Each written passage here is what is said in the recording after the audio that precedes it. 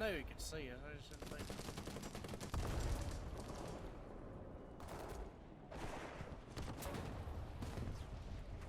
Dang, man. For some reason, I thought he couldn't shoot. Dadgummit. What's going on, y'all? It's your boy Hillbilly Outlaw, man. And today I got some exciting for y'all, man. I just picked this thing up. As some of y'all know, I took a break of War Thunder for a couple months just to kind of get refreshed. And when I came back, there was a whole bunch of new features, a whole bunch of new vehicles, and I believe this was one of them. I could be mistaken, but I don't remember this tank being here when I left. And this is the TAM 2IP. This thing right here is an 8.7, and it's identical in a way to the actual 8.7 TAM on the real tech tree. Now, one of the biggest differences is this TAM only has about 20 millimeters of side armor, like 30 millimeters of turret hull armor, right? Whereas the new one, TAM 2IP, has new composite screen armor, which boosts up the sides to about 140, 150, and the turret about 110, 120. So it's about the same exact tank. It just has added armor. The mobility and stuff, I believe, stays about the same.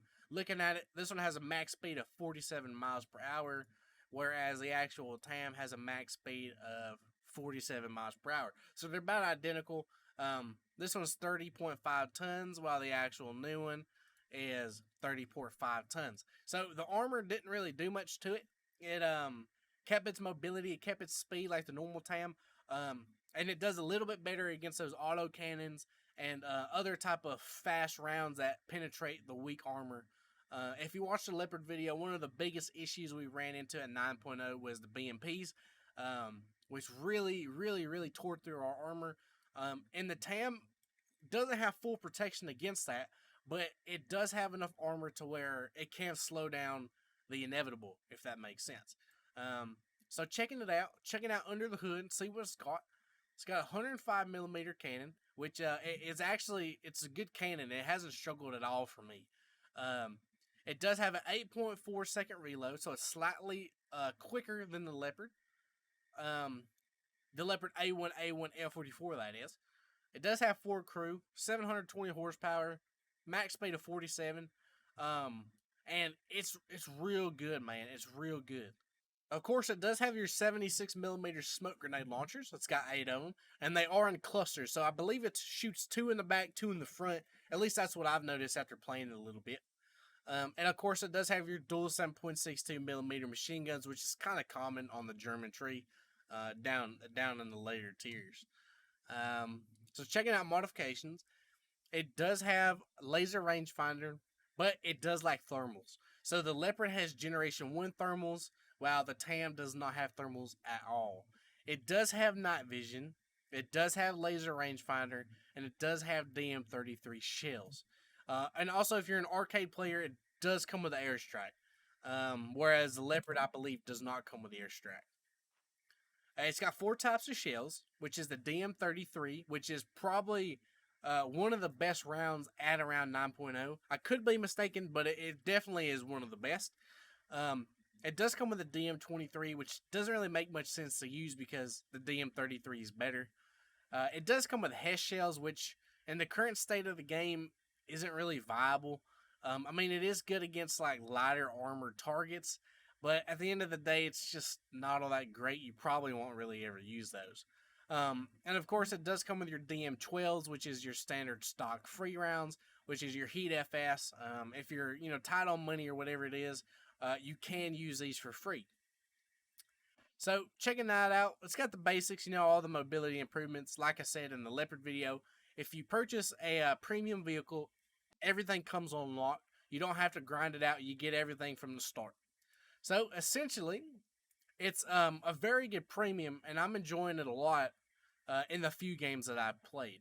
Now, the thing that I've noticed after playing a little bit is, for one, the engine and transmission is up front, which is slightly different than other common tanks out there.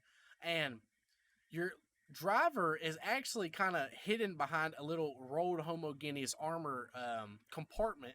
And one of the biggest things I've noticed after playing a little bit is, for some reason, people like to stray towards the front of the tank when shooting it at the sides. So, for example, a lot of the times when I get shot, I'm getting shot in the front here, which is going through and, of course, killing my driver, but it's also hitting my engine and transmission, which still allows me to shoot back.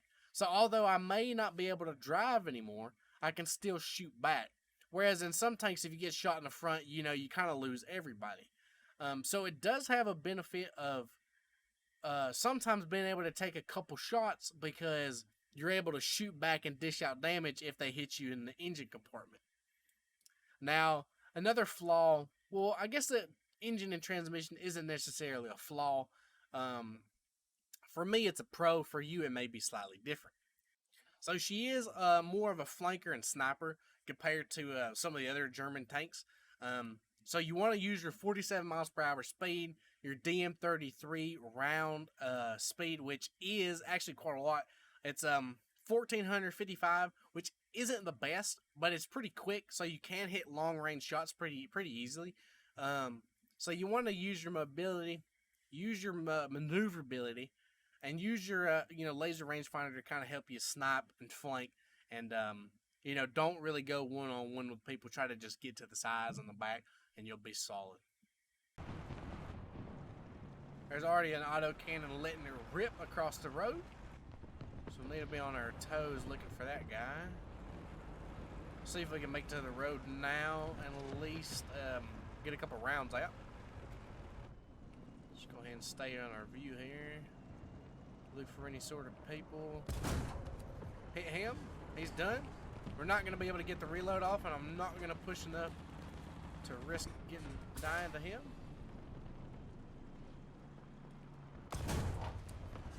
We did kill the Rucat. I think that's how you pronounce it. I'm not quite sure. We did kill him though. Felt like our round traveled a little slow on that one. It's getting dicey. We did hit the turns.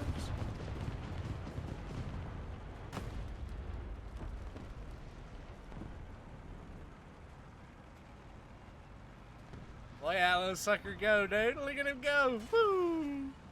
Daggum, he's letting it rip. T-70's right here somewhere. T-70 down. Turns. Is he getting killed?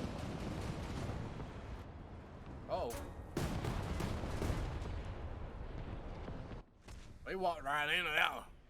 So we're back on the same map 3 times in a row. So if it looks a little similar, it's because War Thunder always likes to give me the same junk every daggum game. But we're on the same map, different setup though. So A is a target. Going to be less people towards the middle of the map and a lot more people on the sides. So I'm just going to kind of go with the troops here and try to get across the street. Luckily that BMP did an entire smoke trail for us, which is actually really nice of him to do. I'm going to smoke myself right there just a tad. Probably was a waste, but that smoke started to fade. Honestly, I'm not going to lie, I got a little scared. I am going to push back, just try to get behind some cover here. There's a lot of people still in their spawn, and sadly the BMP that helped us out so much did die. Now, at least for me, I tend to over-maneuver just a hair, and I hit countless buildings, so...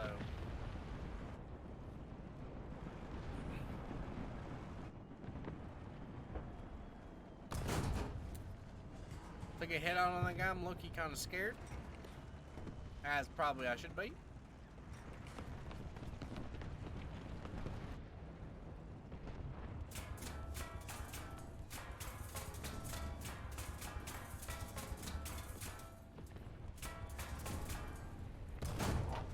Autocannon did let it rip on me, but where was that guy? I was a good shot. I didn't even see him. He was all the way in the back. Oh well, let's go to the next one. Alright, we finally got us a different map for once. I actually don't think I've played this one before. It must be fairly new. Or if it's not, I guess I get really unlucky. Probably because War Thunder decides to give me 8 of the same maps in a row. We actually probably should not go this way because that is their spawn down the road. Let's make a little detour here. Throw some arty on the road. Good thing we moved when we did.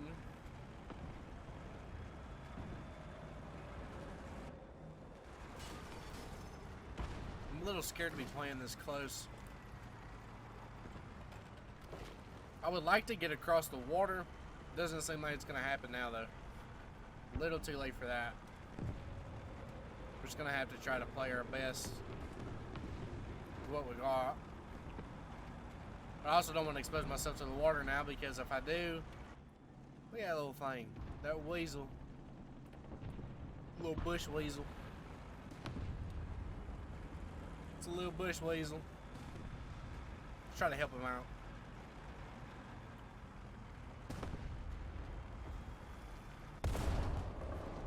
Cracked him.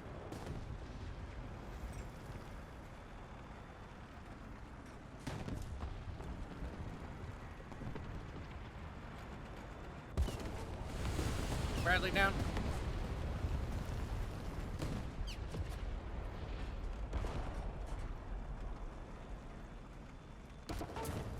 I know you could see it. I just didn't think.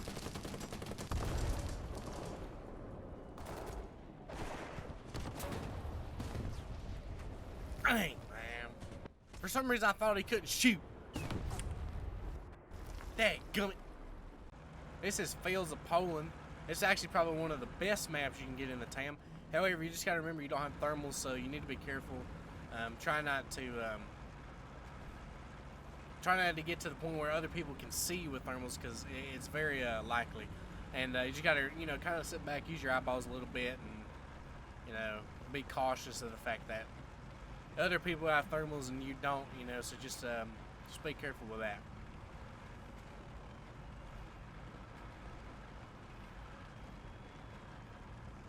We're just going to try to hit the C flank. See if we can't catch anybody out of position. Kind of getting a little too aggressive. However, I'm not seeing nobody as of just yet. Probably should have flanked a little bit farther over. But we do have a teammate with us, so...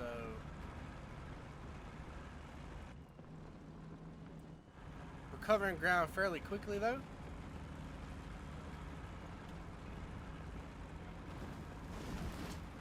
Hopefully we just don't get too aggressive and get caught.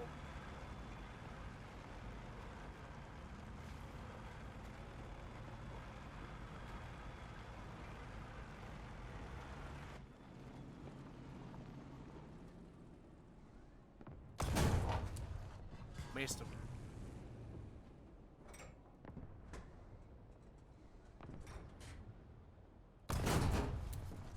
Took him out. Surprised that actually hit him.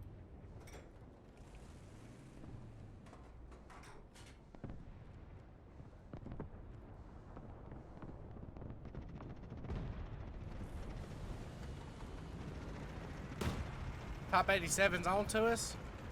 Killed a teammate nearby. Target killed.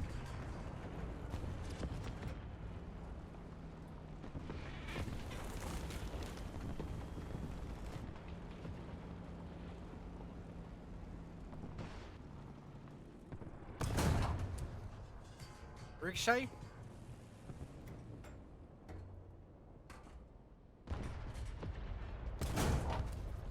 Missed.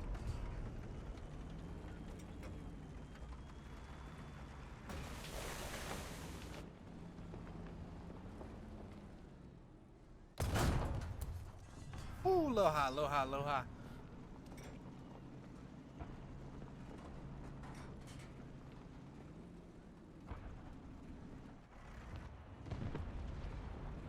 Are there someone in the town?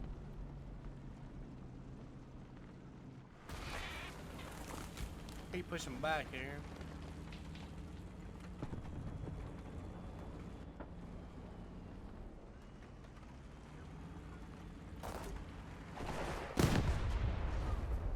Seen that coming. Yeah, we may be out of luck here. M901 got his revenge on me. I'm not sure if that's the fella we killed, but They seem like they got a little mad with my flake. I knew as soon as I heard that missile come out, I was probably done, but it's so hard to see them when they just camp on that hill like that. All right, y'all, we back in the hangar, man. A little post-review analysis of the TAM. Dude, this thing is an absolute monster. I fell in love with it when I first started using it, but the more and more and more I got to play, dude, I was racking up 3, 4, 5, 6 kills sometimes on some of these maps. Sadly, I didn't get any of those massive games recorded, but before, man, I was getting some solid kills on some solid games, and this thing is just a beast. It's got the maneuverability and the speed to just get out on the edge of the map, and it's got the cannon and the round speed to be able to take people out. And it's just an absolute fun monster to play, man. I'm really enjoying this tank. It didn't let me down at all. The only thing that really was able to kind of counter it was those American missile type tanks that can shoot missiles over sides of mountains, as y'all seen in the previous little session. And other than that though, dude, it's a beast, man. It's one of the best tanks you can flank with, and at least in this kind of range that I played. Yeah, it's a lot of fun, man. I'm loving it. If you guys are interested in picking this thing up, dude, I highly recommend it. This is probably one of the most fun tanks I played in quite some time. Especially on the German tree. Out of the premiums I've tried out, this is probably my favorite. So if you guys are interested, check this sucker out, man. It's definitely worth it in my opinion if you like to flank and if you like to snipe. That's it for me, man. I appreciate all you guys tuning in, man. It means the world to me. And share with your buddies. Leave a like, comment, subscribe if you want to see any sort of special tanks or anything like that. And I'll catch y'all on the next one, man. Stay hillbilly, y'all.